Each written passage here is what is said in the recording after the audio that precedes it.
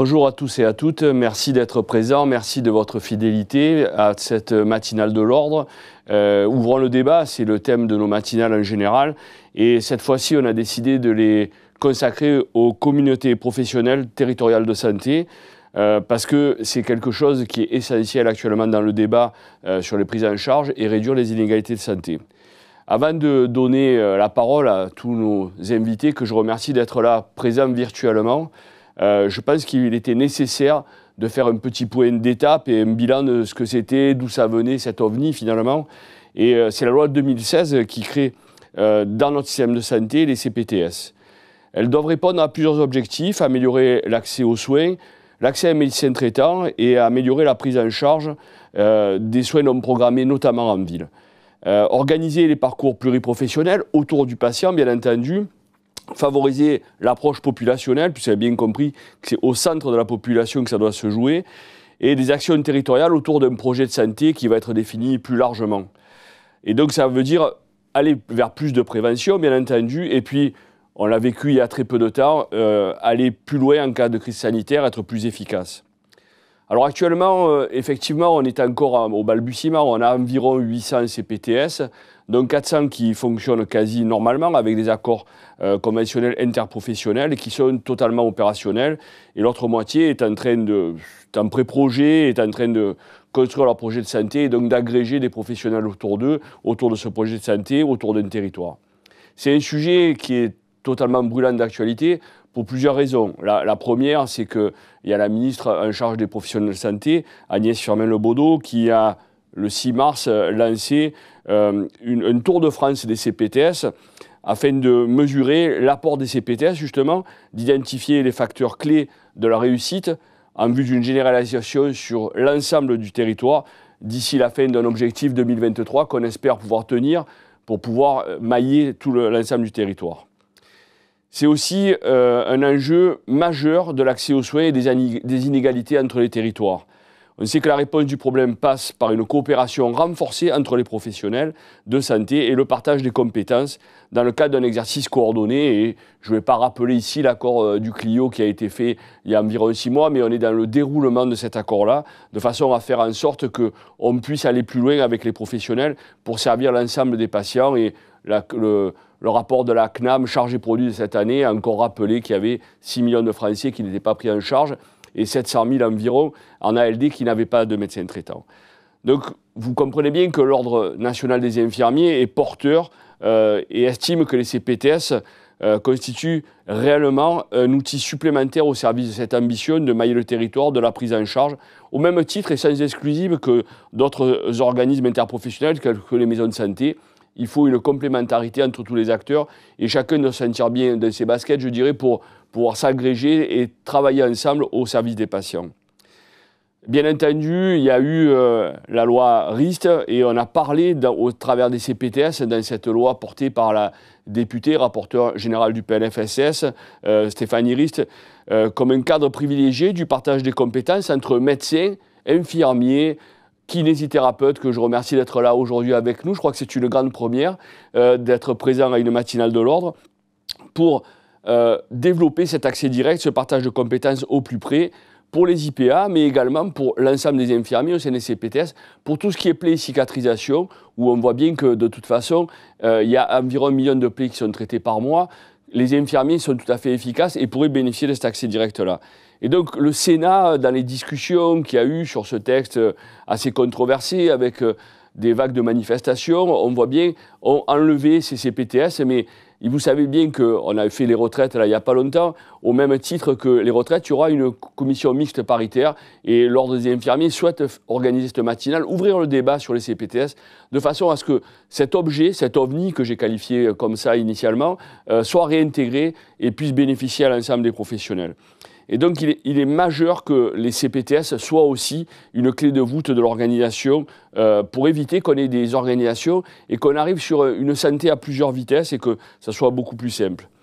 Donc, on a souhaité, parce que finalement, rien de mieux que d'avoir des professionnels de terrain qui sont impliqués dans ces CPTS, qui viennent et qui discutent avec nous et qui nous fassent part de leur ressenti, de leur vécu, de leur expérience sur les territoires, est-ce que ça peut apporter justement de s'agréger comme ça. Donc aujourd'hui, et je remercie vraiment et sincèrement d'être présent, je remercie le docteur Martial-Olivier Querette d'être là, qui est médecin et président de la CPTS de Luxeuil. Laetitia Carlier, qu'on a déjà vu dans une matinale de l'Ordre, qui est infirmière libérale, coordinatrice de la CPTS du Bergeracois. Céline Raclot, qui est masseur kinésithérapeute et qui est cofondatrice et coordinatrice de la CPTS Sud 77. Et Audrey Ferrulot, qui est infirmière libérale, coordinatrice de la CPTS de Aix-Sainte-Victoire. Merci encore à vous d'avoir accepté d'être là. Et je vais commencer par le docteur Querette, qui nous fait le plaisir d'être présent avec nous pour vraiment incarner cette interprofessionnalité et nous parler de ce qui fait le mieux. Et donc, vous êtes président de la CPTS de Luxeuil. Merci de votre présence. Pouvez-vous nous expliquer pourquoi, à l'origine, vous avez lancé cette communauté, quelles sont ses missions et la manière dont les professionnels de santé collaborent autour de cette organisation? Bonjour, je vous remercie de me donner la parole. Si je veux répondre pleinement à vos questions, il me faut la journée, hein. Donc, On n'aura pas la journée, on a une petite fenêtre d'une heure. J'imaginais. Non, donc le sujet, vous l'avez bien résumé au départ, hein, c'est l'accès aux soins pour nos patients. Donc moi, je suis dans une zone qu'on appelle désert médical, où l'accès aux soins est difficile pour chaque patient, qu'il s'agisse d'avoir une consultation médicale, de voir un médecin spécialiste, d'aller à l'hôpital. Bon, il n'y a rien sur notre territoire. Premier élément. Deuxième élément, il y avait un besoin pour chacun des professionnels de travailler ensemble au sein d'une structure qui nous permettait de nous organiser mieux. Et c'est ce que permettent les CPTS. Donc, on s'est retrouvé assez logiquement médecins généralistes, pharmaciens, kinésithérapeutes, biologistes, et puis toutes les autres professions. Nous sommes aujourd'hui 12 professions différentes dans notre CPTS avec 150 professionnels de santé pour travailler sur ces deux éléments. Accès aux soins. Accès aux soins, première mission d'une CPTS, c'est de trouver un médecin traitant pour les patients, parce qu'aujourd'hui, on a un vrai sujet avec des patients qui ne trouvent pas de médecin traitant, d'organiser une consultation lorsque c'est nécessaire auprès d'un médecin, et puis surtout d'organiser le pluriprofessionnel de manière à ce que l'ensemble des professionnels puissent mobiliser leurs compétences pour répondre aux besoins des patients. De ce côté, nous avons développé un certain nombre de protocoles pluridisciplinaires entre médecins généralistes, infirmiers, pharmaciens. D'autres sont en cours d'élaboration, faisant intervenir les dentistes, les opticiens et progressivement l'ensemble des professionnels y viendront, parce que le cadre de la CPTS, qui est censé mailler l'ensemble du territoire, nous permet, d'un point de vue juridique, de nous ouvrir sur des coopérations pluriprofessionnelles beaucoup plus larges que ce qu'on peut trouver dans le champ commun ou même de ce qu'on peut trouver dans la loi RIST, qui est très bien pour avancer sur le sujet, mais qui ne suffit pas parce qu'il faut aller beaucoup plus loin et partager entre médecins généralistes, pharmaciens, infirmières la prise en charge des patients et leur apporter les meilleurs soins possibles. On est aujourd'hui dans un pays où nous ne sommes pas capables d'assurer les soins pour les gens qui en ont besoin. Donc c'est ça notre envie à tous. Merci de ces paroles. Est-ce que vous pouvez nous dire combien de communes et combien d'habitants vous arrivez à couvrir grâce à ces 12 professions que vous avez réussi à agréger autour de vous? Alors, une CPTS, c'est un accord entre un groupe de professionnels qui portent un projet de santé et puis l'ARS et l'assurance maladie qui nous valident ce blanc-seing sur un territoire. Donc, notre territoire, c'est 49 communes, 45 000 habitants. C'est un tiers du département de la Haute-Saône, qui est un département rural. Donc c'est une zone où il y a quasiment plus d'offres de second niveau ou d'offres hospitalières en ce qui nous concerne. Et donc nous sommes tous les professionnels du secteur réunis avec la volonté de travailler ensemble. Je crois que c'est l'élément essentiel de la réussite d'une CPTS, c'est la volonté qu'ont les professionnels de travailler ensemble et puis de trouver une solution, d'une part à leurs problèmes, parce qu'il faut sortir de l'isolement, autrement on explose tous les uns après les autres. Premier élément. Et deuxième élément, assurer les meilleurs soins possibles à nos patients et échanger de façon régulière, pluriquotidienne, comme nous le faisons entre les différents professionnels. C'est un premier élément de ce qui nous permet d'assurer ce suivi des patients. Donc, ces 45 000 habitants, ce qu'il faut comprendre, c'est que la CPTS est un texte fort, qui est l'aboutissement de nombreuses tentatives au cours des dernières décennies, hein.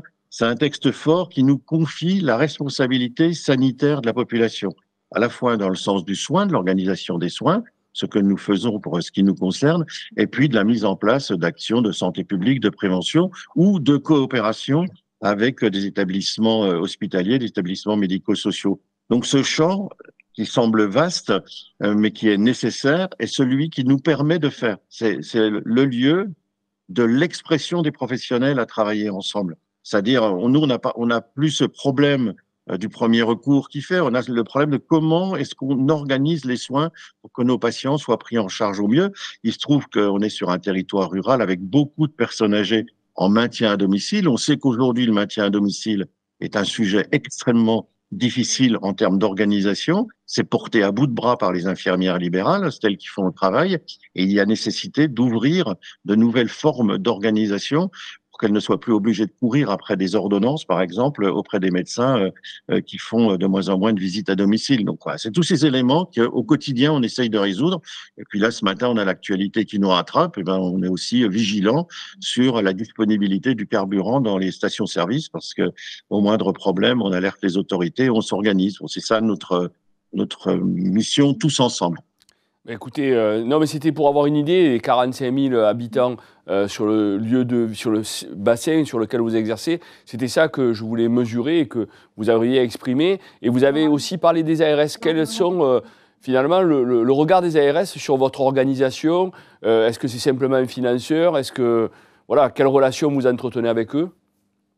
Alors, en ce qui concerne l'ARS et l'assurance maladie, pour nous, c'est des partenaires au quotidien. On ne les prend pas comme des adversaires. On a nos propres attentes, nos propres envies et nos propres limites. Ça, c'est sûr. C'est bien connu et chacun sait jusqu'où il peut aller. Mais pour autant, c'est notre partenaire au quotidien. Donc, on échange à peu près tous les jours avec ces partenaires. On construit ensemble un certain nombre de dispositifs. L'ARS a la main sur un certain nombre d'organisations en termes de soins, d'établissements ou en termes de santé publique, prévention, partenariat avec eux chaque fois que c'est possible et que ça correspond à notre projet.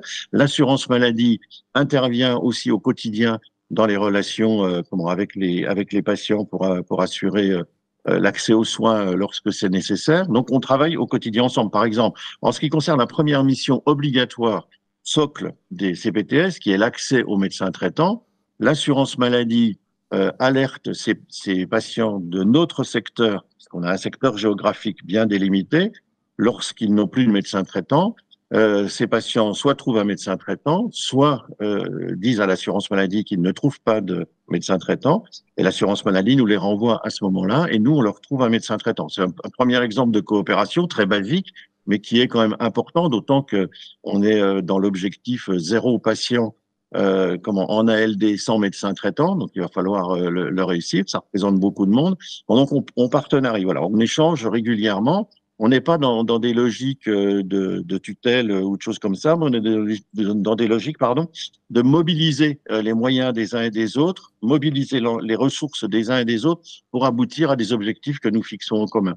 Et par exemple, nous allons participer à l'opération insuffisance cardiaque de l'assurance maladie de notre côté. Enfin, il y a comme ça tous les jours des exemples d'actions qui peuvent être menées en partenariat. De toute façon, tout seul, aucun des acteurs ne peut résoudre le problème de l'accès aux soins dans notre pays. Par contre, si nous sommes unis et que nous travaillons ensemble, nous avons l'opportunité, la possibilité et l'outil juridique pour le faire à travers les CPTS. Donc en fait, partenariat et confiance sont vraiment les mots-clés. Et peut-être, est-ce qu'il y a d'autres facteurs de réussite de votre vision à vous, de président de cette CPTS, qui vont me permettre justement de fluidifier les parcours et de servir plus de patients? Alors nous, on a la chance d'être sur un territoire un peu particulier, un territoire rural qui est étendu, mais qui n'est pas densément peuplé, parce qu'il y a des CPTS avec plusieurs centaines de milliers de personnes qui dépendent de leur action. Bon, pour ce qui concerne la nôtre, c'est plus simple. Mais on a dès le départ voulu avoir un travail en commun avec les collectivités territoriales. Les maires sont les premières personnes à qui s'adressent les patients lorsqu'ils ont un problème d'accès aux soins. Les Comcom, les communautés d'agglomération, le département, le conseil régional, tous ces éléments sont indispensables. Et chacun a jusqu'à présent eu tendance à mener sa propre politique. Donc toute notre action depuis que nous sommes créés a été d'engager des liens, de leur expliquer ce que nous faisons, de comprendre ce qu'ils font eux, et d'assurer une cohérence entre ces différents éléments. Donc, que ce soit le pôle ARS qui a un certain nombre d'initiatives, CEPAM qui a un certain nombre d'initiatives, nous qui avons des initiatives et les collectivités territoriales qui en avons, C'est parce que nous avons des échanges réguliers et que nous arrivons à nous mettre d'accord que nous évitons, par exemple, de voir les collectivités territoriales ouvrir le territoire de bâtiments appelés maisons de santé vides, mais très coûteux, dans lesquels les patients ne trouvent pas une réponse. Donc, il faut articuler nos différentes interventions. Donc, la CPTS, c'est d'abord un lieu de dialogue, de construction entre les professionnels, et puis de partager cette volonté de garantir l'accès aux soins et de mieux soigner les patients. On ne fait pas bien aujourd'hui en ce qui concerne les soins des patients. On a les outils et les moyens pour le faire, à charge pour nous, sur notre part de professionnels, d'assurer cet accès aux soins et l'organisation des soins qui va permettre de mieux prendre en charge les patients. Vous citez l'exemple des plaies tout à l'heure. C'est qu'une toute petite partie. Moi, je considère que l'accès direct pour les membres de l'ESP, de l'équipe de soins primaires, médecins généralistes, infirmiers, pharmaciens, elle doit être complète pour chacun des acteurs de cette équipe. Et puis après, on doit pouvoir échanger entre nous et nous mettre d'accord sur ce qu'on va faire. Donc, en matière de plaies, on peut faire beaucoup mieux qu'aujourd'hui et surtout rendre la vie des patients et de nos collègues infirmières plus facile. Oui, tout ça, c'est basé à la fois sur le dialogue et la compétence reconnue, finalement, entre tous les professionnels, qui permet d'accéder, et enfin, de se concentrer finalement sur son cœur de métier, sur nos compétences initiales acquises et sur notre formation et tout ce qu'on développe tout au long de notre vie professionnelle. La compétence, c'est vraiment un élément essentiel. Aujourd'hui, dans notre pays, il y a plusieurs centaines de milliers de professionnels de santé qui ont un haut niveau de compétence. Qu'il s'agisse des infirmières, des kinés, des pharmaciens, des biologistes, des rééducateurs, des orthophonistes, des orthoptistes, etc. Toutes les professions ont un haut niveau de compétence qui est sous-utilisé dans notre pays. Sous-utilisé parce qu'il y a ce carcan corporatiste qui empêche chacune des professions d'exprimer ses potentialités. Donc, c'est pas un problème de compétence au départ, c'est un problème de se mettre d'accord, d'échanger et puis de formaliser, parce qu'on est dans une société où il faut formaliser les choses, de formaliser les actions que nous menons entre nous au service du patient. Merci beaucoup, docteur, pour ces mots, pour tout ce que vous avez dit, parce que très franchement, ça fait du bien de sentir qu'il y a une vraie communauté entre chacun, entre tous les cliniciens qui sont centrés sur le patient et qui vont permettre une prise en charge efficace, efficiente, pour leur permettre de mieux vivre avec leur pathologie. Je vais maintenant me tourner vers... Excusez-moi, oui. C'est pas que des mots, nous le faisons. Aujourd'hui, sur notre secteur, les infirmiers et les pharmaciens prescrivent des antibiotiques dans les angines et dans les infections urinaires, informent le médecin pour qu'il soit au courant de ce qui se passe. C'est remboursé par l'assurance maladie. Je veux dire, excusez-moi, mais c'est pas que des mots, quoi. Nous le faisons. Nous allons le faire pour les douleurs dentaires. Nous le faisons pour le bilan optique, le bilan visuel. On le fait, quoi. On a la possibilité de le faire. Je suis désolé de vous avoir coupé. Ah mais écoutez, moi je suis pas complètement abstrait, mais on a souhaité que justement il y ait des vrais retours de terrain et que chacun puisse nous expliquer ce qu'il fait et très franchement l'illustrer en plus en disant qu'il y a de la prescription et qu'il y a de la prise en charge, qu'il y a de la coordination et que vous êtes médecin complètement d'accord avec ce mode de fonctionnement et que vous dites que les compétences des autres professionnels sont sous-exploitées, je ne dirais pas que je bois du petit lait, mais je dirais que c'est clairement le sens de l'histoire, c'est clairement, vous avez parlé de centaines de milliers de professionnels qui sont sous-exploités, ça veut dire qu'on sort du cadre des 200 ou 300 000 médecins qui exercent sur le territoire français, qu'on intègre là-dedans les 600 ou 700 000 infirmiers, les 100 000 kinés, et moi je vais parler que des professions réglementées, excusez-moi, mais les 100 000 pharmaciens à travers le territoire. Et donc, c'est quelque chose qui renforce aussi la relation, qui permet qu'on n'ait pas une hiérarchie fonctionnelle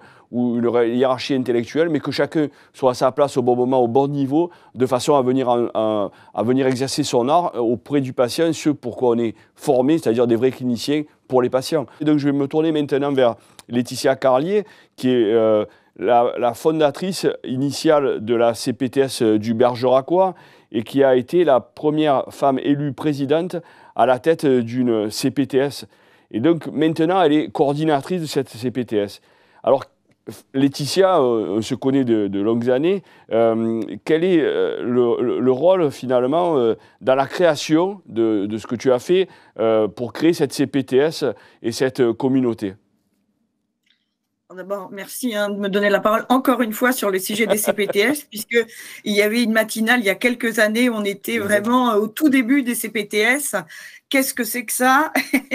On a quand même un petit peu avancé. Donc, pour resituer un petit peu le parcours de la CPTS, alors qui était initialement pôle de santé de Bergerac et qui maintenant est la CPTS du Bergeracois, c'était une volonté dès 2012 de s'informer, enfin en tout cas de s'inquiéter justement de ces problématiques de désert médical, puisque on savait que chez nous c'était une chronique annoncée d'avance, et on a commencé à s'intéresser vraiment à ce qu'on allait pouvoir faire pour les patients et aussi pour les professionnels, parce que des professionnels heureux, c'est des patients heureux.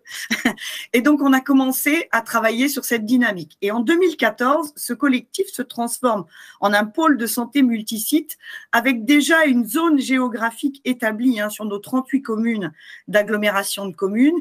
Et donc, sur ces 38 communes, à peu près 68 000 habitants. Et à l'origine, une quarantaine de professionnels décidés à travailler ensemble sur des zones multisites. Comme de 2016 précisait qu'un pôle de santé qui répondait stricto sensu au code de la santé publique pouvait, s'il ne faisait pas, s'il n'en demandait pas le contraire, en fait, glisser spontanément en CPTS. Et c'est comme ça que le pôle de santé de Bergerac est devenu la CPTS de Bergerac en 2017. Oui. Puisqu'entre la loi de 2016 et 2017, on avait quand même un joli coffre, on avait CPTS, mais alors qu'est-ce qu'on allait mettre dans le coffre? C'était pas encore bien clair. Et puis en 2017, le président du pôle de santé quitte ses fonctions et je me suis dit, moi j'y vais.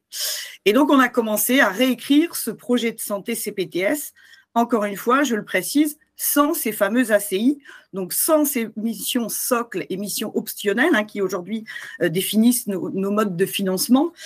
Et il a fallu construire, mais vraiment pendant quelques temps, puisque l'ACI c'est 2019, sans savoir où on allait. Coup de chance, on n'avait pas trop mal réfléchi, on était un petit peu dans la bonne dynamique. Donc, on avait aussi fait, nous, le choix pour cette CPTS d'avoir une organisation un petit peu particulière. Dès 2017, on a proposé de faire ce qu'on appelle une présidence changeante tous les 3 ans.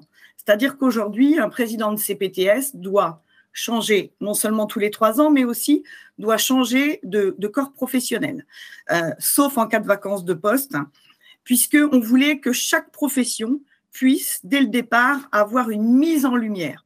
Alors, être président de CPTS, ça implique de s'occuper de tous les professionnels, quel que soit leur corps de métier, mais effectivement, avoir un professionnel qui arrive et qui peut parler plus particulièrement de son métier, ça apporte aussi une multi-connaissance. Pour ma part, quand j'ai pris la présidence, et c'est pour ça qu'aujourd'hui, je salue l'engagement de mes collègues, pardonnez-moi docteur, je salue aussi l'engagement des médecins, mais je vais saluer plus particulièrement l'engagement des infirmières et des autres professionnels, puisqu'aujourd'hui, on s'aperçoit que ces CPTS sont souvent portés, pas que des médecins, puisque moi, à mon époque, je vais avoir l'air d'un vieux dinosaure CPTS, les choses qu'on entendait souvent, c'est « ça va être encore quelque chose pour les docteurs ». Eh bien non, aujourd'hui, tous les professionnels prennent fait et cause pour les CPTS. Voilà, donc au bout de 3 ans, on ne m'a pas mis à la porte, j'ai dû juste rendre mon poste. Et comme je suis aussi infirmière libérale, j'avais quelques missions que j'ai continué à porter au sein de la CPTS, puisque le nouveau président m'a fait confiance. Et puis, il m'a aussi demandé de prendre la coordination, puisque moi, j'ai travaillé pendant mes 3 ans de présidence sans coordinateur, puisque pas de financement, c'était pas encore à l'ordre du jour. On avait quelques fonds FIR qui nous permettaient d'avoir un petit peu comme ça de l'assistance et de l'aide à l'extérieur, mais malheureusement, pas une pérennisation de poste. Et quand je dis une pérennisation de poste, et j'espère que mes collègues seront de mon avis. Aujourd'hui, la coordination d'une CPTS, je me permets cette petite fonction, alors pas du tout pour valoriser ma profession, mais pour dire que c'est un vrai métier et que c'est un vrai engagement d'être coordinateur de CPTS. Moi, j'ai été leader. Maintenant, je suis un peu moteur parce que le coordinateur, c'est aussi le moteur. C'est vraiment un engagement. Et même si les CPTS, à mon avis, elles se sont construites autour de moi, donc commence à connaître très bien la dynamique. Je pense qu'effectivement, ça demande quand même aujourd'hui, quand on recrute des coordinateurs, qu'ils soient professionnalisés. Et en ça, je me permets de saluer l'engagement du collège des coordinateurs, de la Fédération des CPTS, parce que ça dynamise vraiment cette profession qui est une vraie profession en soi.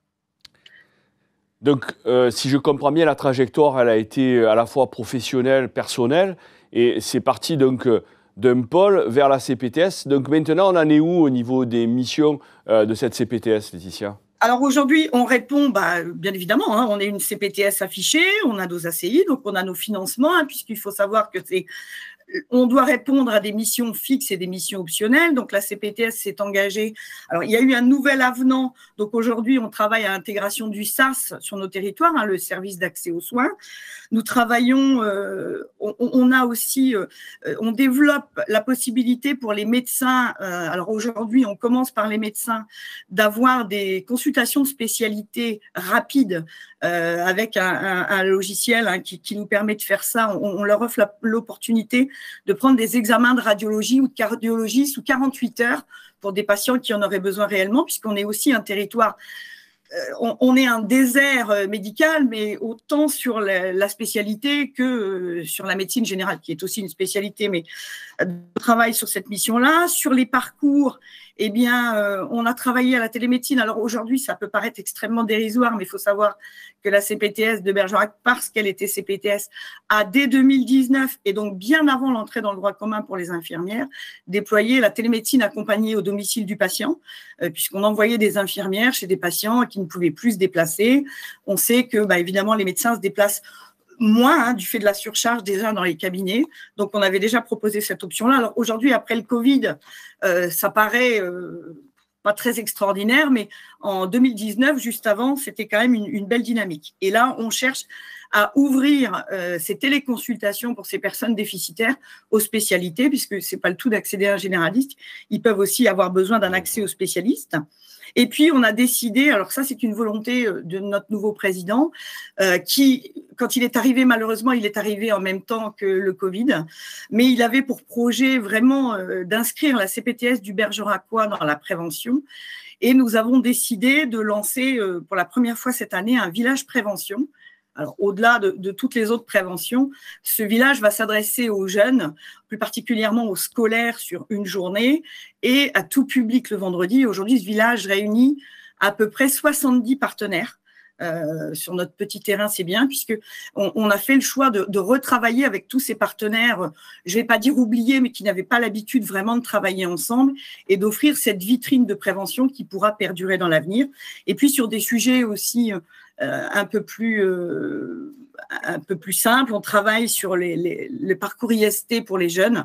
Mais ça, c'est pareil, c'est des retours de terrain sur les laboratoires. Nous, nos biologistes nous disent, voilà, on a beaucoup de nouveaux, des problèmes avec les maladies sexuellement transmissibles. On dépiste pas beaucoup, mais il s'avère qu'on en trouve. On en trouve. Il faut vraiment redynamiser ça. Et donc, la CPTS, répond à cette obligation dans son parcours prévention. Au-delà de toutes ces missions, il faut savoir, et je rejoins à ce que disait le docteur tout à l'heure, c'est que la CPTS, c'est un vrai lieu de communication pluriprofessionnelle. Ça, c'est une importance capitale. Moi, je repars de mes premières années où la première chose qui m'avait frappée, c'est la méconnaissance des professionnels entre eux. C'est-à-dire qui fait quoi, comment il le fait, pourquoi il fait ou pourquoi il ne le fait pas. Ça a aussi son importance. Et j'estime que cette CPTS, c'est vraiment... On est là pour discuter, on est là pour comprendre les contraintes des uns et des autres, pour essayer de pallier et de dynamiser cet objectif commun qu'on a autour du patient. C'est pas tous les jours facile. Une CPTS, c'est pas le monde des bisounours. On va pas se mentir, il y a des pros, des anti, des pour, des contre, des qui voudraient bien mais qui n'osent pas. Voilà, charge à nous, d'essayer d'intégrer un maximum de personnes. Aujourd'hui, on est sur une CPTS qui compte à peu près 170 professionnels avec une pluridisciplinarité qui est assez importante. Juste un peu revenir sur 2 points qui n'ont pas été donnés, et je vais un peu poser la même question qu'au docteur Querette. C'est combien de communes ou de patients qui sont couverts par cette CPTS? Et puis la question de la relation avec les institutions, type, bon, ça a été cité, ARS, CPM, mais effectivement Comcom, mairie, tout ça, pour les 70 partenaires, je suppose que ça doit être aussi un moteur pour développer, non? Oui. Alors, la CPTS, c'est environ 60 000 habitants, donc on est ce qu'on appelle une CPTS de taille 2, puisque les CPTS sont catégorisés en taille en fonction du nombre d'habitants. Donc, environ 167, 170 professionnels. Et notre surface, notre territoire géographique, c'est le territoire chez nous de l'agglomération de communes. Donc, c'est 38 communes et ça fait une surface à peu près de 520 km² pour notre CPTS. Pour ce qui est du travail avec les institutions, je vais faire de la redite, comme quoi les infirmières peuvent dire la même chose que les médecins, et les médecins la même chose que les infirmières. C'est effectivement, une CPTS toute seule. Vous dites CPTS, vous vous mettez dans le milieu d'un champ, c'est bien, vous pouvez faire clignoter tout ce que vous voulez. Si vous ne travaillez pas en commun et avec les professionnels de santé et avec les autres acteurs, que ce soit de santé, que ce soit médicaux, médico-sociaux, je pense au DAC par exemple, les dispositifs d'appui à la coordination, je pense que on a forcément besoin des uns des autres. Aujourd'hui, il faut savoir que nous, Bergerac, c'est à peu près 7 partenaires institutionnels, alors formalisés, les hôpitaux, les gens qui travaillent dans le champ du handicap, les PTA, donc qui sont maintenant des DAC. On est bien obligé, quand on réfléchit en termes de parcours, puisqu'une CPTS, c'est ça. Une CPTS, c'est une parcours, c'est une territorialité, c'est répondre à un accès sur un territoire. On est forcément obligé, quand on parle en termes de territoire, de s'ouvrir aux autres et que les autres s'ouvrent à nous.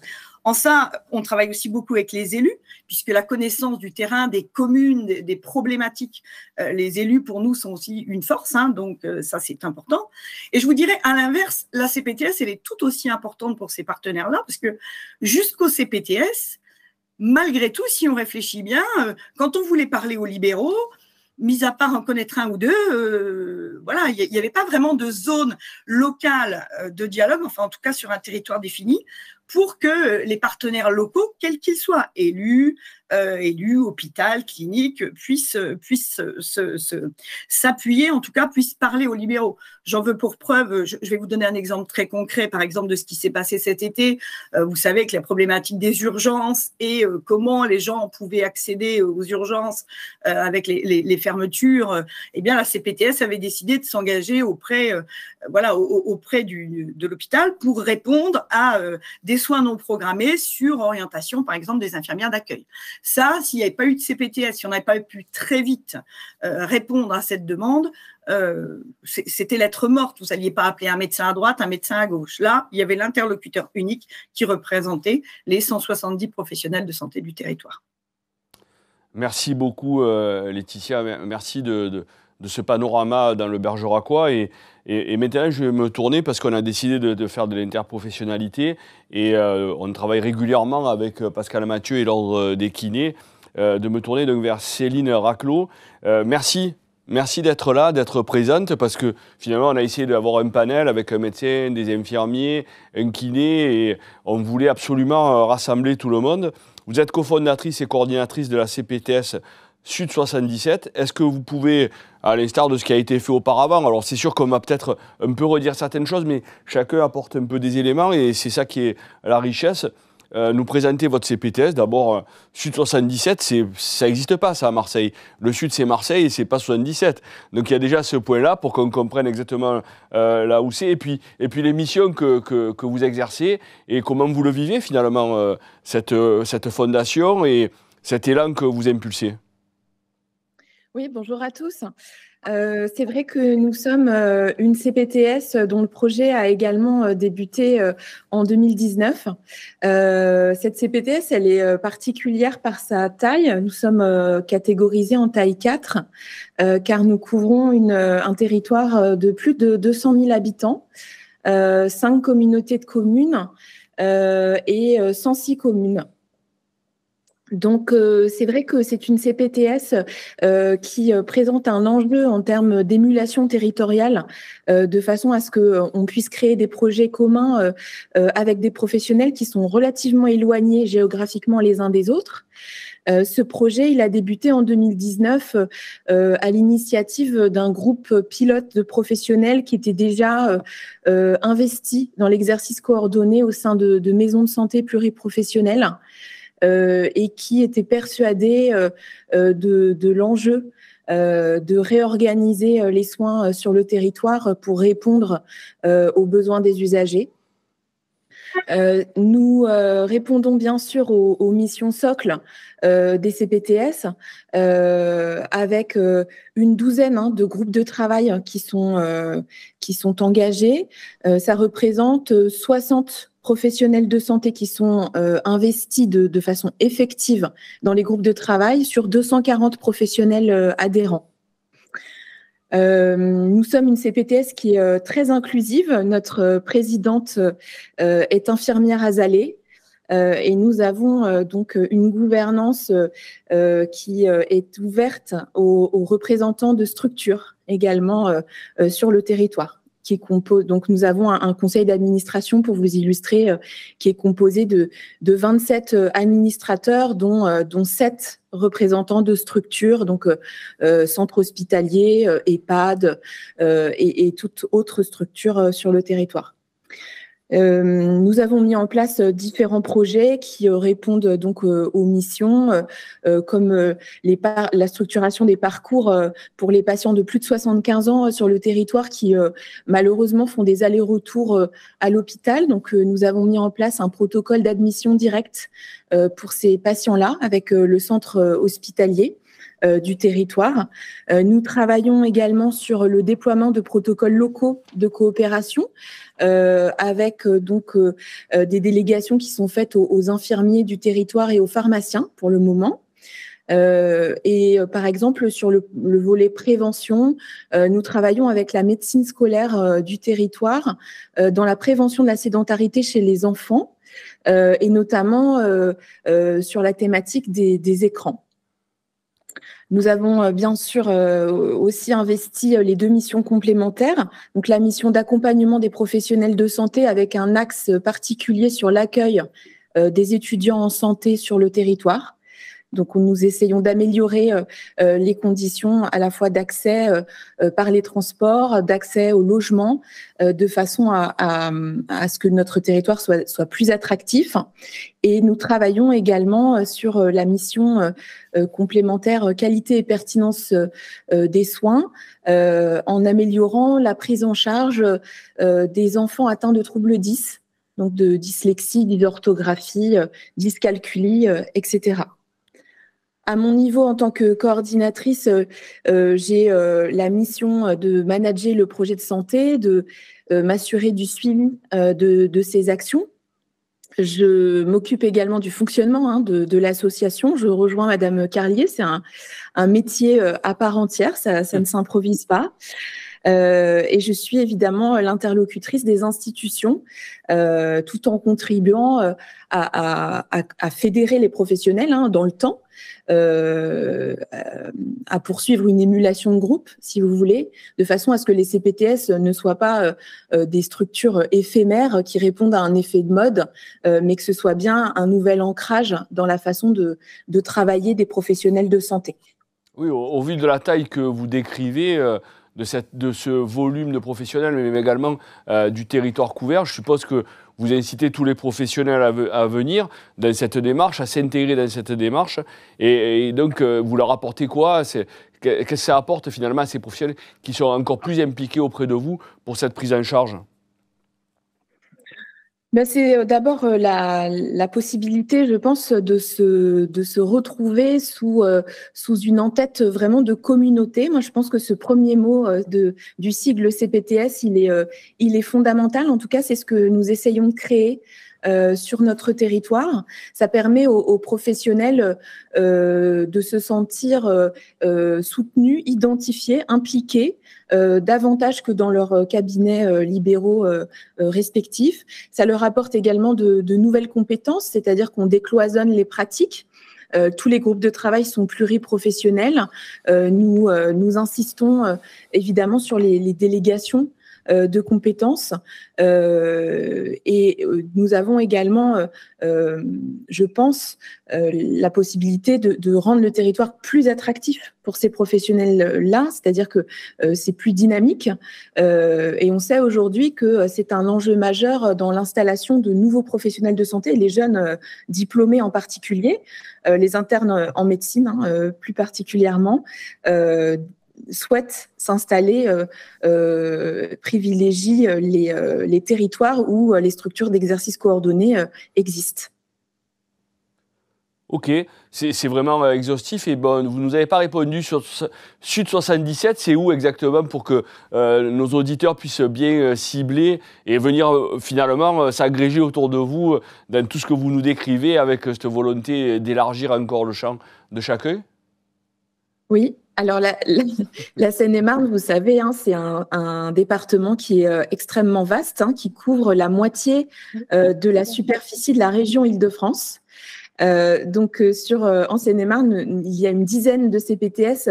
Nous sommes celle qui est la plus vaste et qui s'étend de la ville, je dirais, de Fontainebleau jusqu'au sud, à la limite des départements du Loiret et de l'Yonne. Parfait, merci beaucoup pour ce point géographique.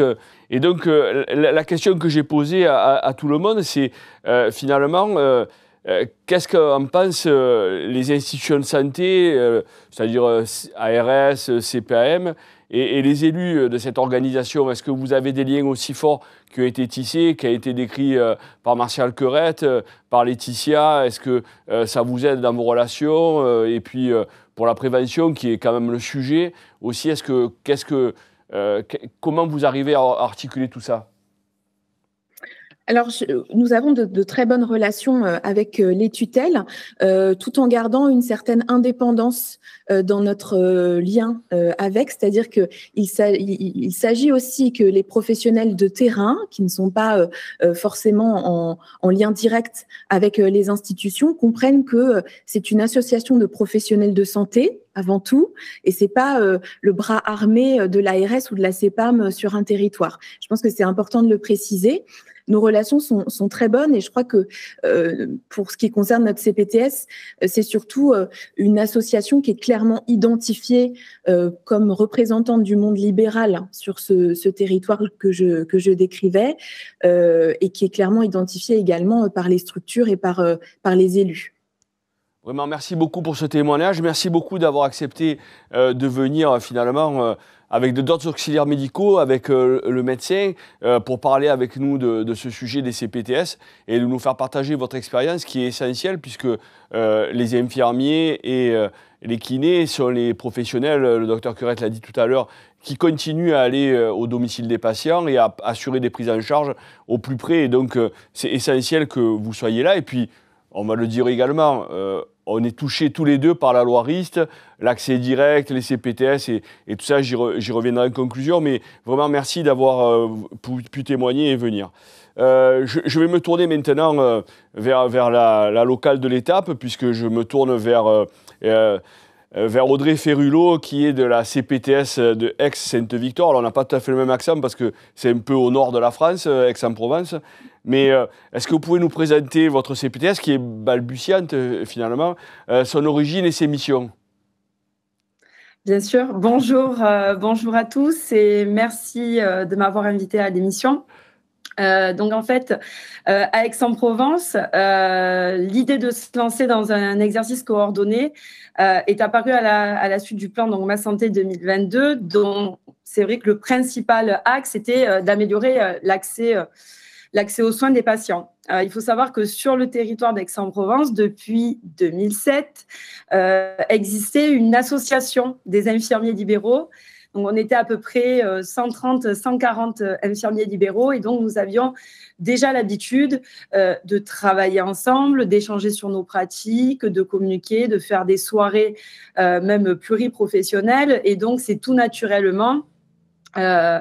on s'est emparé du coup de cette idée de créer une CPTS. Et bien évidemment, les infirmiers ne pouvaient pas faire ça tout seuls. Il fallait qu'il y ait des médecins. Et donc, on s'est rapprochés, on a discuté. Il y a eu beaucoup de communication. Et donc, nous nous sommes regroupés pour créer cette CPTS. On a travaillé sur le projet de santé en pluripro. Le territoire d'Aix-en-Provence, Venelle, regroupe 156 000 habitants. Donc, nous sommes une CPTS de taille 3. Donc, on pourrait dire qu'Aix-en-Provence n'est pas soumis au désert médical, mais malgré tout, oui. Nous sommes confrontés à une population qui est vieillissante, qui a du mal à se déplacer. Et bien évidemment, on a adapté notre projet de santé en conséquence, avec notamment, donc bien évidemment, comme mes collègues, nous avons bien sûr les missions socles avec l'accès aux soins. Et également, nous avons travaillé particulièrement sur 2 parcours, avec un parcours gérontologie et un parcours santé mentale, car ce sont on va dire, les 2 domaines prioritaires où nous avions identifié des ruptures de parcours chez ces patients à cause d'un cloisonnement qui paraît un petit peu dur depuis des années entre les différentes structures, que ça soit médicales, médico-sociales, entre le privé, le public. Donc, on a travaillé pour fluidifier les parcours, notamment en amont et en aval, par exemple, en créant une plateforme en mettant à disposition une plateforme d'adressage de patients qui envoient une demande de soins géolocalisée directement aux soignants qui sont répertoriés sur ce secteur. Ça évite effectivement d'emboliser notamment certains services comme les urgences et de fluidifier les sorties pour éviter d'appeler 15, 20 coups de fil pour des professionnels de santé. On a travaillé également avec l'hospitalité Saint-Thomas de Villeneuve, avec également un accès direct pour des patients en filière gérontologique et en filière soins palliatifs, patients qui, nous le savons, sont ô combien vulnérables et fragiles. Et donc, l'idée, c'était d'éviter le passage aux urgences et qu'ils entrent directement dans un service spécialisé. On a travaillé également plus récemment sur l'ouverture d'un centre de soins non programmés qui est on va dire, voisin des urgences du centre hospitalier d'Aix et qui permet de désengorger le service des urgences avec notamment, nous avons récupéré la filière courte de l'hôpital. Donc, nous prenons en charge toutes les urgences non vitales, mais que ça soit traumatologie, plaies, douleurs aiguës, etc. L'idée vraiment, si je pourrais dire en conclusion en tout cas de cette présentation, c'est que notre CPTS, l'idée c'est vraiment comme toutes les autres, mais de travailler sur le fait d'avoir le bon patient au bon moment, avec le bon soin et le bon professionnel. Merci pour cette phrase tirée de l'anglais quand même, parce que, mais c'est très intéressant quand même de voir que finalement par la discussion et par l'échange entre chacun sur un territoire, on arrive à mailler et surtout à répondre à un besoin, parce qu'on dit les CPTS, et ça a été dit, c'est un truc techno ou qui ne fonctionne pas, qui est là, mais là on voit bien qu'il y a une réalité concrète et de répondre à un besoin. Et donc, comment cette collaboration entre leurs professionnels, entre tous les professionnels s'organise, et quel est votre rôle, vous Audrey, et puis cette CPTS au milieu de tout ça? Alors justement, le point fort de cette communauté, comme l'a dit notamment Céline, c'est qu'on est une communauté. Donc, il n'y a pas la place pour la politique pure et dure. On est asyndical, nous sommes apolitiques et le principe est de dialoguer. On est tous des soignants, on est tous au même niveau, on est tous des blouses blanches. Il n'y a pas de hiérarchie. On n'est pas le bras armé effectivement de l'ARS et je le répète parce que j'insiste beaucoup, ce sont des préjugés qui circulent. Non, on a justement la chance d'avoir à disposition un outil créé pour les professionnels et c'est avec les professionnels qu'il faut travailler. Effectivement, on travaille dans la transversalité. Il n'y a absolument aucune hiérarchie. Donc, ça peut être aussi parfois un petit peu compliqué. Mais les membres de la CPTS sont là pour apprendre à travailler ensemble. Pourquoi apprendre? Parce qu'on a été habitués à travailler tous de manière individuelle et donc il y a un changement de philosophie. Il faut amener cette culture du changement à passer vraiment de l'individuel au collectif. Tout ça, pourquoi? Pour optimiser la prise en charge, bien évidemment, du patient, mais également, par la même occasion, améliorer nos pratiques. Et moi, je crois fort en tous les professionnels de santé qui ont montré une capacité d'adaptation quand même inouïe. Nous faisons preuve d'agilité. On l'a encore montré malgré tout pendant cette crise sanitaire où on a dû justement se rassembler en peu de temps pour réaliser des actions pour lesquelles on n'y aurait jamais pensé. À Aix-en-Provence, on a quand même monté un centre de vaccination en une semaine où du coup on a vacciné plus de 220 000 personnes et c'est quand même énorme. Donc mon rôle, moi, c'est vraiment de travailler avec et pour les professionnels de santé, bien sûr en tenant compte de l'écosystème. On n'est pas tout seul. Il y a des établissements publics, privés, sanitaires, médico-sociaux, sociaux. Donc, en tant que professionnel également, c'est une chance parce que je connais tous les acteurs qui y sont déjà. Donc, j'ai déjà des rapports privilégiés. Et mon rôle, c'est, je dirais, d'être facilitateur, de créer des échanges, de créer des opportunités. Effectivement, on fait tous des choses très intéressantes de notre côté. Chacun, l'idée est de vraiment se rassembler et de potentialiser notre force. Alors du coup, ça demande de manager des professionnels libéraux, ça demande parfois de manager des salariés ou des partenaires au sein de la communauté. Et justement, plusieurs fois, ça a été dit qu'il faut pérenniser le poste de coordinatrice, que c'est un vrai métier, que ça prend du temps. Et moi, justement, c'est dans ce cadre-là, moi, je ressentais en tant que professionnelle de terrain qui me manquait justement des compétences, que ça soit au niveau ressources humaines, gestion de budget, tout ça, c'est nouveau pour nous. Et j'ai saisi en tout cas l'opportunité de faire une formation spécifique. Et donc, nous avons reçu le 13 mars dernier avec toute ma promotion. Nous sommes la première promotion à avoir eu notre diplôme Master 2 de dirigeant de l'économie médico-sociale. Et ça aussi, c'est une belle reconnaissance pour tous les professionnels de santé. Donc en fait, vous êtes déjà organisé dans une fédération des CPTS et donc vous croyez beaucoup à cette coordination. Alors la fédération des CPTS est actuellement dirigée par un infirmier, David Guillet, mais très clairement, ce dialogue-là, qu'est-ce que ça va vous apporter, cet échange que vous avez eu de par votre formation, mais également que vous souhaitez continuer à entretenir? Ça permet justement de décloisonner, de se sentir moins seul. On est tous à des états d'avancement différents et donc il y a beaucoup d'entraide. Effectivement, la Fédération nationale des CPTS nous aide à nous outiller, nous aide à échanger. Il y a beaucoup de groupes de travail sur différentes thématiques. Ça nous aide à partager des fiches de poste, des idées d'action, des difficultés, etc. Et en fait, c'est un moteur pour toutes les communautés.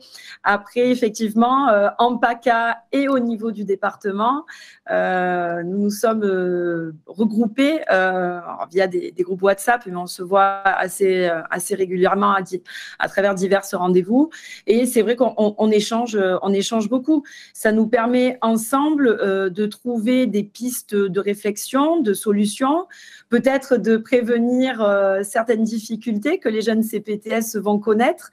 Mais ça crée une espèce d'émulation, un sentiment d'appartenance qui fait vraiment, qui nous fait avancer et c'est très constructif.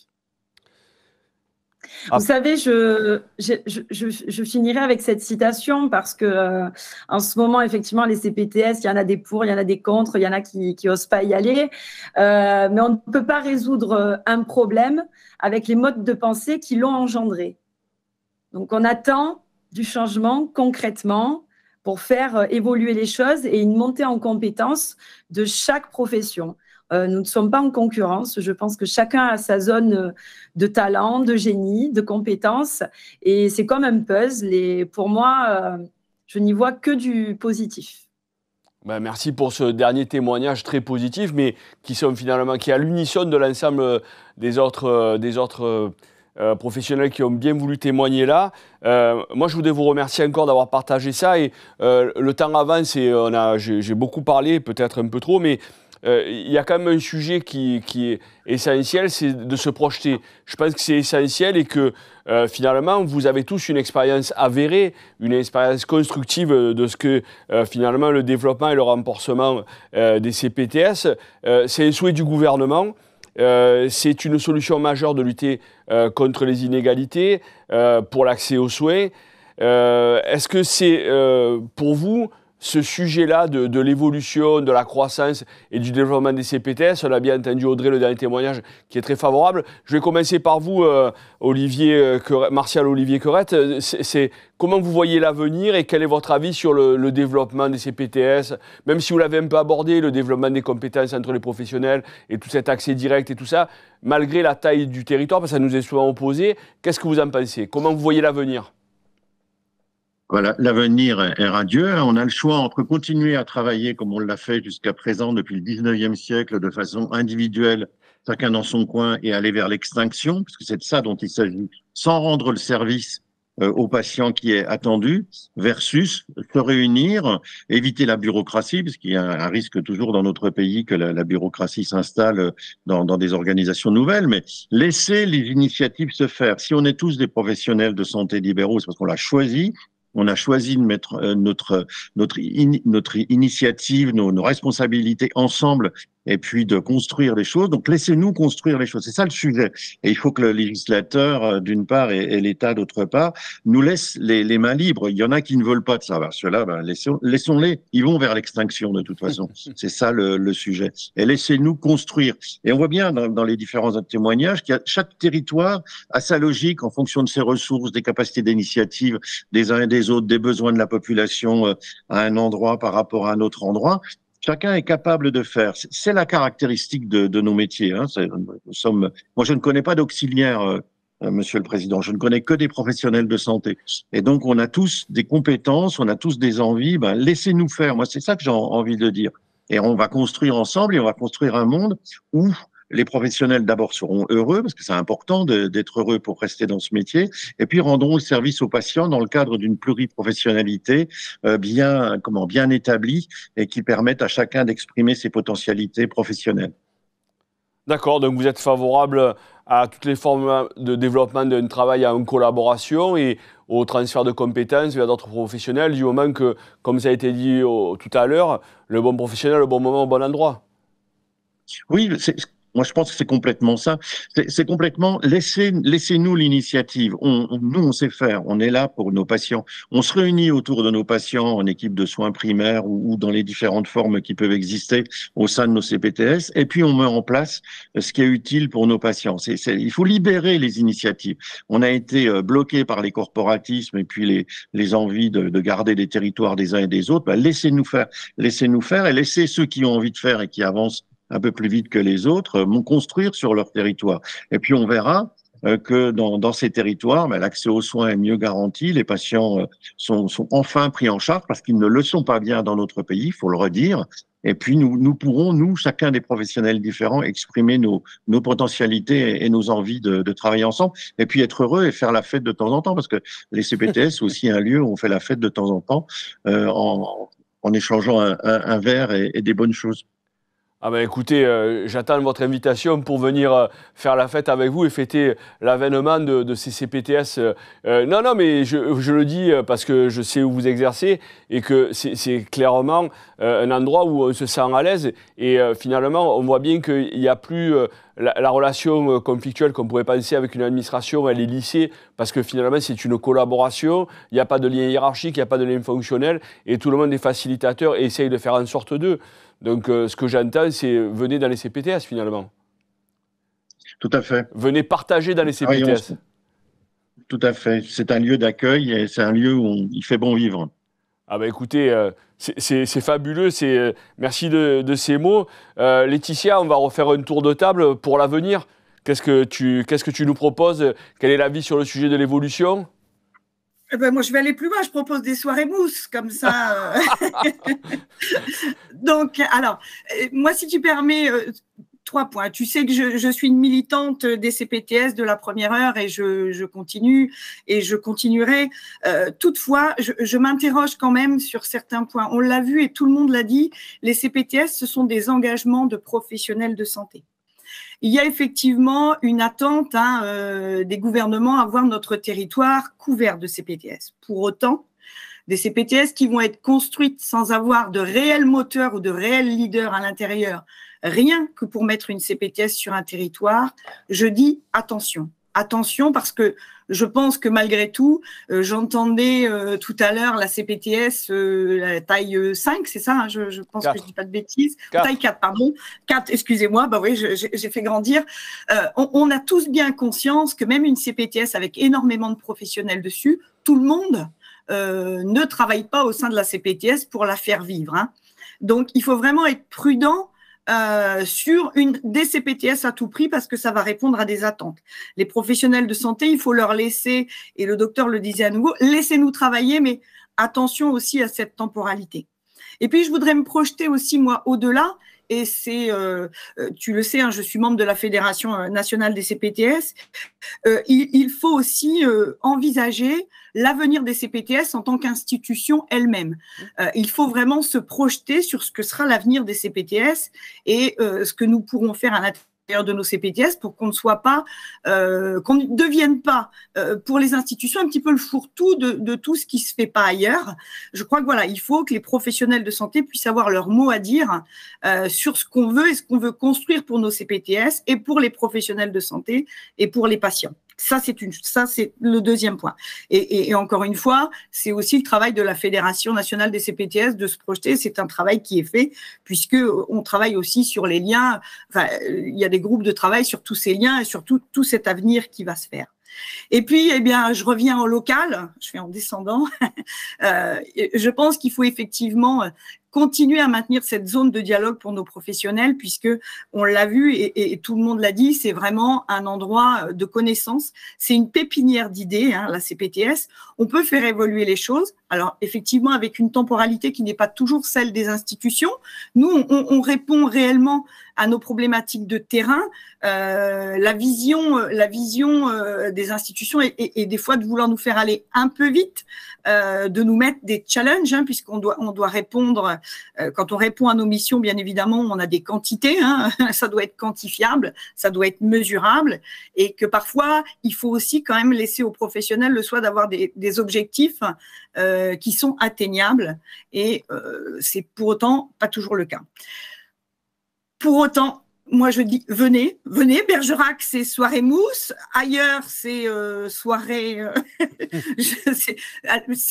C'est vrai qu'on va pas se mentir, derrière un petit cocktail et quelques petits fours, on est beaucoup plus fédérateur. Donc voilà. En tout cas, moi je milite pour que tous les professionnels de santé viennent voir ce qui se passe dans les CPTS et pas seulement se fier à ce qu'on entend des CPTS.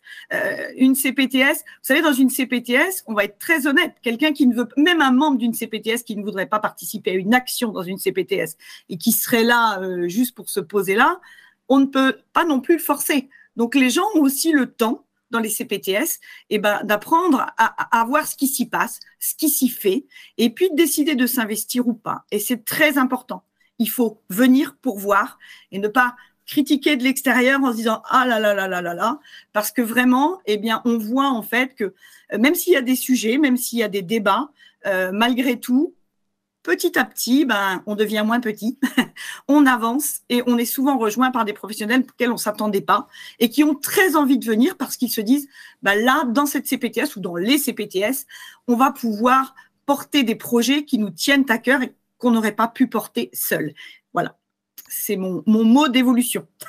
Merci Laetitia. C'est important parce que cette notion n'a jamais été abordée finalement, de dire je vais dans une CPTS, je me retrouve dans une structure, et c'est pas, et je pense que chacun d'entre vous va partager ce point-là, c'est pas aliéner son indépendance professionnelle que d'intégrer une CPTS, c'est exercer son art de façon regroupée avec des interactions, avec des discussions, avec peut-être une efficience dans la prise en charge parce qu'on va se retrouver et on va collaborer, on va apprendre à se connaître et c'est essentiel dans nos métiers cliniciens, de relations et de prise en charge, et je pense que c'est essentiel de rappeler ce point-là, que de rentrer dans une CPTS, c'est pas rentrer dans une secte, c'est essayer de mieux travailler ensemble et d'avoir tout le panel de tout l'ensemble des professionnels qui peuvent concourir à une meilleure prise en charge du patient, d'être à proximité, d'avoir leur répertoire, d'avoir leur téléphone, de savoir quelles sont leurs pratiques et quels sont leurs usages. Je pense que c'était essentiel de rappeler ça parce que, effectivement, la difficulté, quelquefois, d'agrégation autour de cette forme juridique peut faire penser à quelque chose, à un bidule, finalement, à un ovni, je vais revenir à ce terme que j'ai employé initialement, pour aliéner ou plus être indépendant ou plus être professionnel libéral. Maintenant, merci encore Laetitia. Céline, est-ce que la projection de l'avenir pour un kiné, mais en interprofessionnalité, bien entendu, c'est quoi l'avenir? Qu'est-ce qu'on fait? À part la soirée mousse, c'est déjà préempté, ça. Oui, alors, chez moi, je dois dire qu'il y a moins de soirées mousse que chez les autres, a priori. Écoutez, moi, je pense quand même qu'il faut être réaliste et sur nos territoires, aussi différents soient-ils, on est face à des enjeux qui sont sérieux. Sur la CPTS Sud 77, on a 40% des médecins généralistes installés qui ont plus de 60 ans. Donc, je vous laisse imaginer comment je vois l'avenir pour répondre à notre mission socle d'accès aux soins. Cependant, je crois que la CPTS, c'est une opportunité et la meilleure réponse possible pour faire face à ces enjeux qui sont fondamentaux. Et je vous remercie d'avoir organisé ce temps ce matin parce que je pense que les ordres professionnels doivent être promoteurs de ces nouveaux modes d'exercice qui décloisonnent complètement nos façons de répondre à des besoins pour les usagers d'un territoire. Donc en ça, je suis relativement optimiste. Je crois que les CPTS sont la meilleure réponse possible à ces difficultés. Et enfin, je pense que il est nécessaire que le législateur aille plus vite dans l'espace de liberté qui peut être donné aux CPTS pour répondre à leur mission. Et on l'a vu malheureusement avec la réponse du Sénat concernant la loi RIST. Je pense qu'il faut donner plus d'autonomie, plus de moyens financiers aussi aux CPTS qui reste un modèle économique extrêmement fragile aujourd'hui. Ok, alors sur le modèle économique, les ordres, pas de sujet. Par contre, vous savez que les ordres, Pascal Mathieu ne me démentira pas, on est en charge de la promotion de la santé publique. Et la santé publique, c'est aussi de la prévention. Et c'est que les professionnels également restent dans la profession et continuent à s'y épanouir. Moi, j'ai entendu que la soirée mousse serait à Bergerac. Alors, ce n'est pas accessible là avec les grèves, mais on verra pour aller dans le Sud 77 et peut-être partager un moment. Et on amènera aussi avec nous l'ensemble des participants de ce jour, notamment Martial qui viendra avec nous. Audrey, un dernier mot là-dessus, puisque tu as été la première formée sur cette promotion que je découvre là aujourd'hui. Qu'est-ce qu'on fait pour l'avenir alors? Moi, je pense qu'à Aix, on peut faire soirée rosée et calisson. Voilà. Non, mais bon, plus sérieusement, tout le monde l'aura bien compris. Moi, je suis totalement en phase avec l'ambition, effectivement, déjà de généraliser les CPTS en France, parce que ça va permettre de mettre sur un pied d'égalité tous les territoires et d'éviter de laisser des patients en situation de rupture de soins. Je pense que l'accès direct, pour moi, il est totalement légitime et je dirais qu'il est même nécessaire. Donc, il faudrait que tout le monde soit raisonnable et raisonné dans sa façon de réfléchir et d'appréhender le futur à court et moyen terme.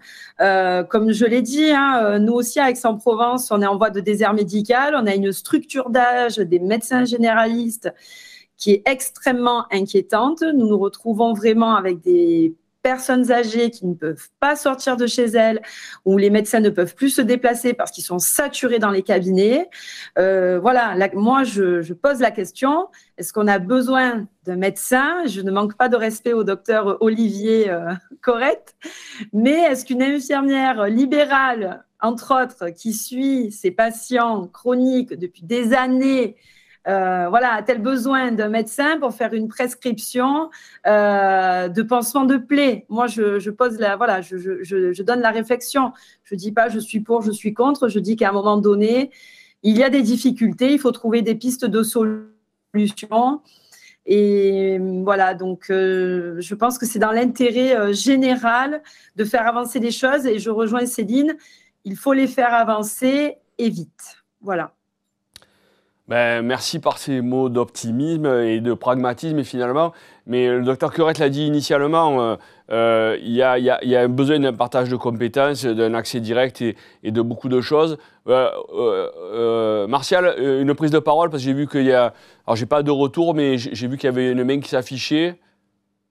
Oui, Oui. bah, Oui, juste pour dire que moi j'achète toutes les soirées. Hein, non, mais on est dans un truc super sérieux là aujourd'hui. Attendez, là on a parlé de soirée mousse. Mais c'est très sérieux, la convivialité, c'est sérieux, ça fait partie de nos exercices. Juste, c'est pas que les plaies qui sont en cause. Hein. Clairement, aujourd'hui, le maintien à domicile des personnes âgées, il est tenu à bout de... Moi je le redis, c'est moi qui le dis. Il est tenu à bout de bras par les infirmières à domicile. Clairement. Donc, c'est évidemment qu'il faut libérer la capacité d'initiative et de responsabilité des infirmières qui savent parfaitement faire ce qu'il faut faire. Et c'est la même chose pour les kinésithérapeutes qui connaissent leur métier. Enfin, chaque profession de santé, je ne connais pas d'auxiliaire, je connais que des professions de santé, connaît son métier. Et donc, il faut libérer les initiatives et il faut aller plus loin et plus vite que le législateur timide que nous connaissons aujourd'hui. Bon, mais moi je devais conclure, mais ces mots... vont bien parce que je ne suis que l'auxiliaire médical, même si je suis président, mais quand le docteur le dit et que finalement c'est une volonté avérée sur le territoire. Je veux juste te rappeler, puisque je me suis entretenu avec Martial, sa file active et le temps qu'il nous consacre là aujourd'hui, c'est plus de 2000 patients actuellement, c'est ça? Oui, c'est ça. Donc, d'être resté 1 heure avec nous, d'avoir bien voulu partager, tout le monde là sont des professionnels de santé, libéraux en plus. Donc, moi, je tiens à vous remercier vraiment sincèrement et à saluer tout le travail que vous accomplissez et tout votre engagement au service d'une vie professionnelle pour agréger les gens et faire partager à la fois de la convivialité et également un travail sérieux au service des patients. Et ça, c'est très important. C'est très important parce que c'est des exemples actuels pour la réflexion qui est en train de se mener au plus haut niveau par la ministre et de montrer que finalement la collaboration entre les soignants, quand ils se connaissent, quand ils sont agrégés, quand c'est une communauté, ça a été dit plusieurs fois, et c'est donc cet exercice coordonné, et que ça fonctionne et que c'est tout à fait possible à mettre en œuvre, et en plus vous souhaitez le développement et une extension sur l'ensemble du territoire, et c'est vrai que la FCPTS est porteur de ça, et moi je tiens à la saluer, c'était le docteur Claude Lécher, auquel David Guillet a succédé, et Claude a été porteur de cette évolution du système de santé. Et donc moi je crois que j'en ai parlé avec beaucoup de parlementaires, puisque c'est ça qui va se passer lors de la CMP, c'est que ces CPTS soient réintégrés. C'est quelque chose dans la loi Rist qui a été... ôté du texte initial, c'est vrai que j'ai des difficultés à percevoir et à comprendre pourquoi, mais en tout cas en tant qu'ordre, et vous l'exprimez et vous l'avez largement démontré, c'est quelque chose d'assez important qu'il faut faire continuer à survivre cet exercice coordonné, à le renforcer et à lui donner de plus en plus de prérogatives parce que les professionnels se connaissent, se font confiance et que donc c'est quelque chose qui est essentiel. Moi, je vais rappeler, on a fait un sondage pour le passage de l'Ordre national des infirmiers lors de l'Association des maires de France. Ils partagent totalement cette idée. David Lisnard nous a reçus, nous a fait intervenir à l'Association des maires de France il y a quelque temps à Paris. Et c'est vrai qu'il voit bien l'idée du maillage, que ce soit au niveau municipal, voire plus grand territorial, que c'est essentiel et que donc il faut que la loi Rist réintègre lors de la CMP cette question-là des CPTS et du rôle des professionnels à l'intérieur. Et donc, c'est toutes les solutions qui sont favorables aux patients. Je ne vais pas rappeler les missions des ordres, mais je crois que c'est vraiment le sujet. Le gouvernement est très attentif à ça. Je l'ai rappelé tout à l'heure en introduction. Agnès Firmin-Le Bodo souhaite réellement mettre en œuvre les points forts, les points faibles et voir quels sont les points d'amélioration. Je pense que nous allons leur transmettre vos coordonnées de façon à ce que ça puisse partager cette expérience, cette volonté, cette vraiment entrain que vous avez à vouloir travailler ensemble et surtout répondre à un besoin de santé, aux besoins de santé des professionnels au travers ces structures interprofessionnelles qui sont vraiment à la fois essentielles pour le patient et puis, ça a été dit un peu, qui évite l'épuisement des professionnels à être seuls dans leur coin et finalement à faire comme les dinosaures, à arriver à une fin de vie professionnelle, voire à une fin de vie totale de nos professions libérales et réglementées. Moi, je voudrais encore vous remercier d'avoir participé à cette émission. Je remercie tous les personnes qui nous ont suivis parce que je sais qu'on a été beaucoup écoutés ce matin et je vous dis à très bientôt pour une prochaine matinale.